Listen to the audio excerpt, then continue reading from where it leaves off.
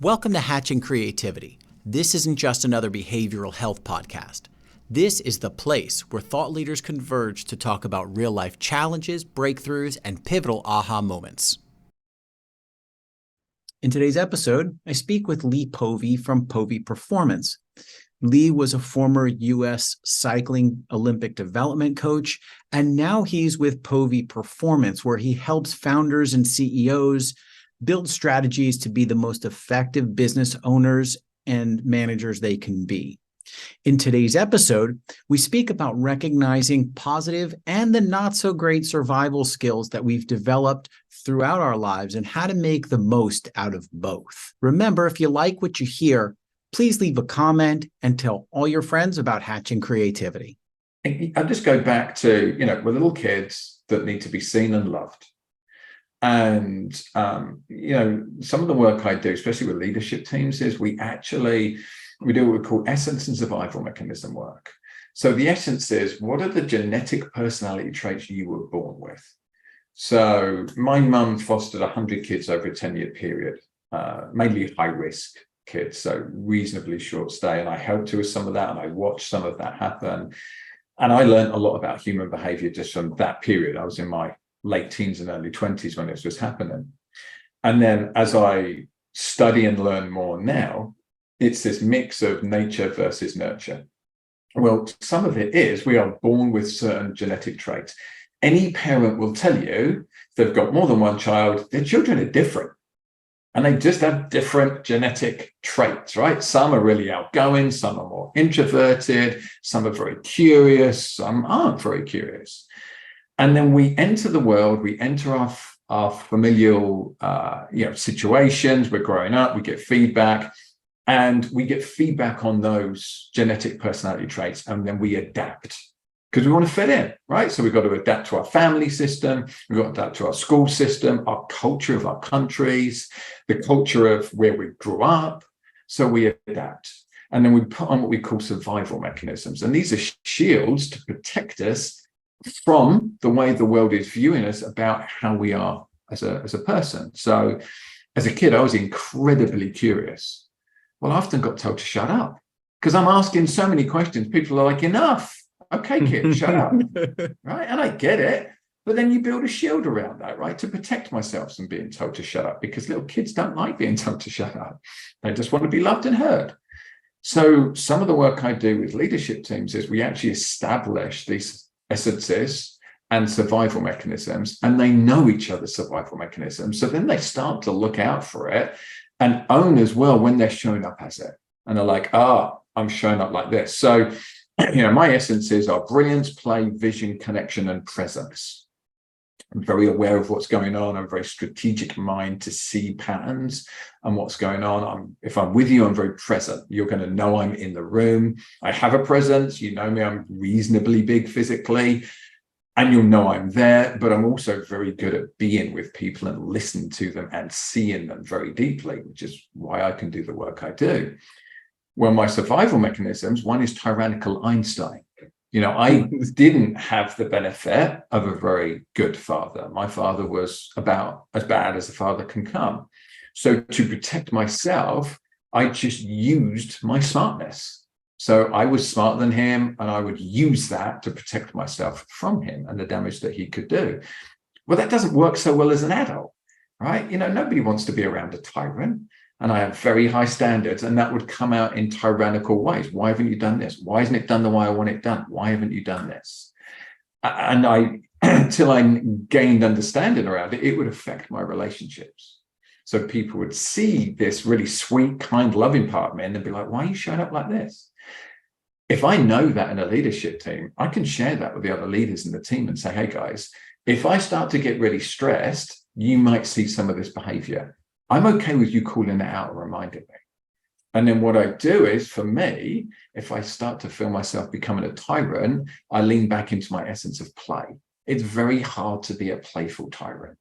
So I'll take the piss out of myself, and I'll laugh at myself, or I'll go-karting, or I'll do something competitive with a play element to it that exercises that part of me. so that I don't bring that so much into the workplace. Do you have any ideas or thoughts on how you can recognize your own patterns of defense there, for people who may not really know where their own patterns are hidden? Because these hide, right? It's not something that we're not supposed to be aware of this, right? This is your subconscious coming out.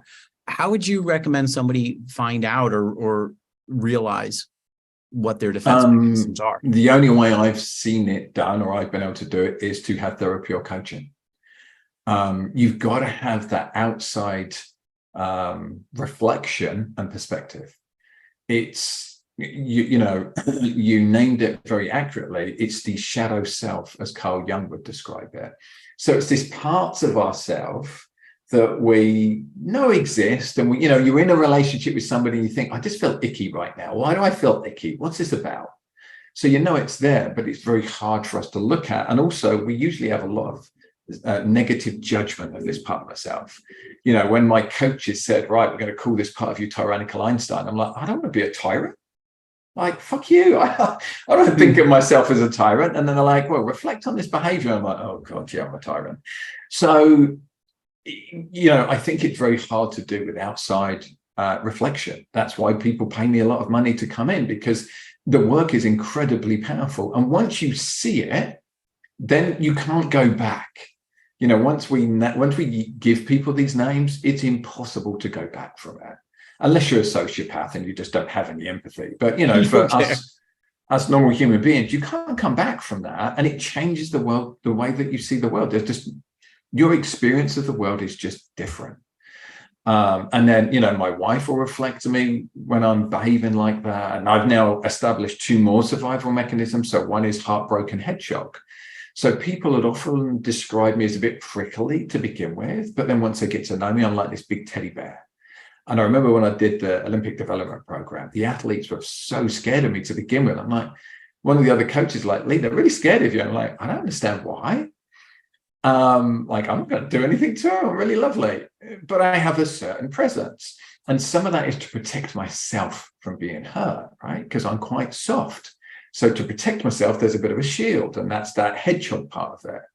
And then one of the young girls on the program, like a few months in or whatever, said, oh, I've got it. You're just a big soft teddy bear. Like, I'm not scared of you anymore. So it's knowing that we have these things. Another one for me is obnoxious hero. So I love to be the hero. You know, I want to be able to help you, and I want to be able to save you. But there's a part of me that wants to kind of rub it in your face so I can go, look, I saved you.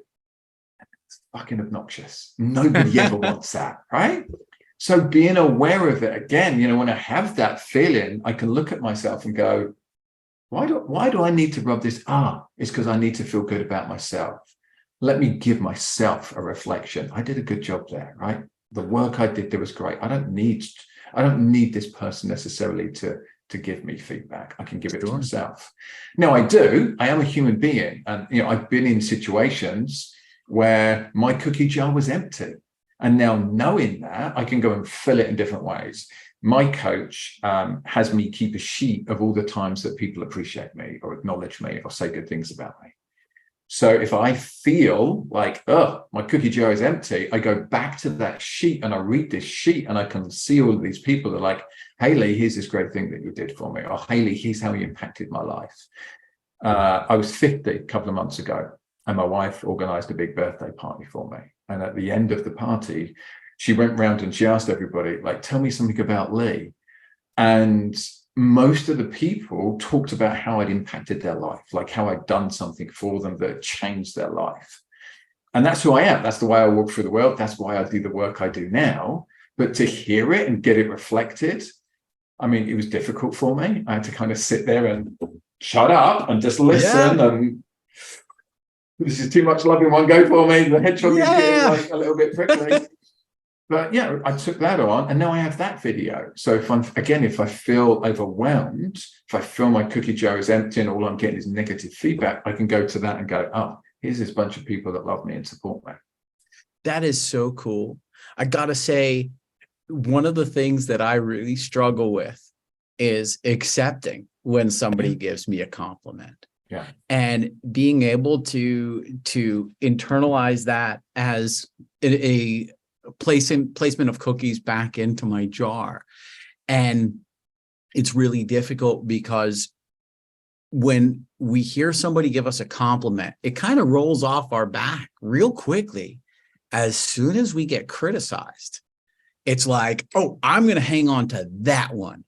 That's the one that I want to hang on to. And we don't choose to do it that way, but it is a defense mechanism, right? Because when things are going well or you're doing something well, we go, okay, it's going well.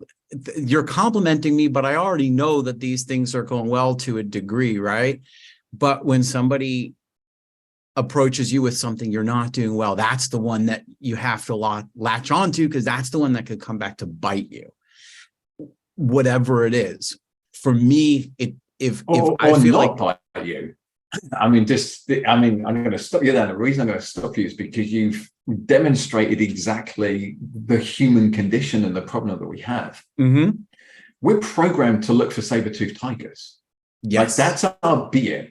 That's exactly what that is. Coming from, right? Where is the threat coming from? And what do I need to do? And there's 4 responses that we have to threat. There's flight, right? There's a threat. I'm gone. I'm out of here. I'm going to run away from it. Okay, I can't run away. I'm going to stay and fight. I can't run away. I can't fight this thing. So I'm going to pretend to be dead. I'm going to freeze, or I'm going to fawn, which is I'm going to try and feed it, and I'm going to try and stroke it, and I'm going to try and befriend it so that it doesn't kill me. That's our 4 psychological responses to threats. The problem as humans now is most of the things that we encounter, they're not threats anymore. But we believe they're threats. Just road rage is a great example of this.